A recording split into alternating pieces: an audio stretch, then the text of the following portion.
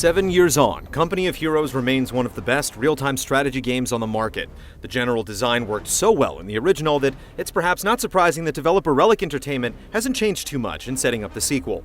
Company of Heroes 2 once again places an emphasis on tactical bloodletting over tedious resource management, but forges a new identity by shifting the setting from the overly familiar vistas of the Western Front to the horrors of Hitler's campaign into Russia. Switching theaters is a smart, if not exactly novel tactic among World War II games, but it's no easy feat to align the player's interests with an army that many modern onlookers regard as merely the lesser of two evils. Relic's attempts feel forced at best. You'll see the campaign is recollected by former Soviet Lieutenant Lev Isakovich, facing interrogation in the gulags after expressing his beef with Stalin's harsh regime. Unfortunately, poor voice acting and poor 3D animation keep this narrative from living up to its potential. When Isakovich learns of the infamous Soviet order to gun down fleeing friendly troops, for instance, the cumulative deficiencies of the cinematics combine to make the tragic scene feel almost laughable. At its worst, the story's simply dull. Lev Abramovich Isakovich. Блядь, сукин сын! I come all the way from Moscow to this remote piss hole, and this is how you greet your old commanding officer? Impressively, the geographical setting itself makes up for many of these shortcomings. Company of Heroes 2 takes place in the frozen winter wastelands of the Soviet Union, where snowstorms can slow your infantry to a crawl or even kill them if you're not careful. The energy and terror of total war is palpable, with explosions and gunfire sounding almost as if they were actually recorded on a battlefield.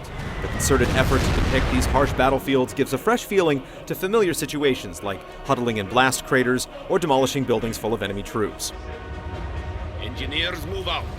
Enemy squad has us sighted! Even the campaign pummels you with the dismal realities of the Soviet situation early in the war, placing you not on the offensive, but rather in full retreat during Operation Barbarossa.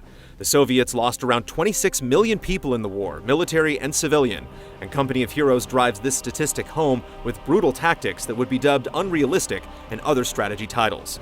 This is most apparent in the use of conscripts, who require almost no resources to produce and can be repeatedly deployed between short delays. Many of the campaign's 14 missions seem to hinge on little more than strategically throwing untrained soldiers to their deaths in order to hold the line, and true to history, the officers back at the base will shoot them down if they try to retreat. Retreat! Fall back!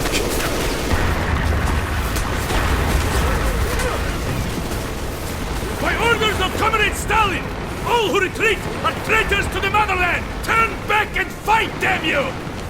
Fire!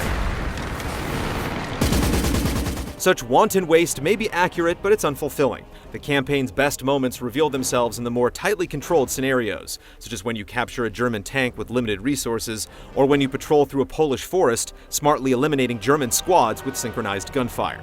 It's also extremely satisfying when the elements of nature are put to good use, so it's a shame that only a thimbleful of the campaign's 13 or so hours are spent engaging in wintry warfare tactics. All too rarely, for instance, does Company of Heroes 2's campaign let you enjoy blowing a hole through the sheet of frozen ice covering a river in order to stop enemy troops from moving across it.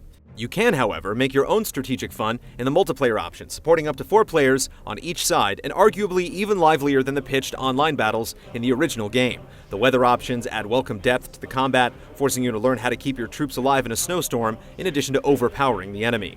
Since you're given the opportunity to play as the German army in multiplayer, leveraging their superior firepower and war machinery might make you wish the game offered a few campaign missions from their point of view.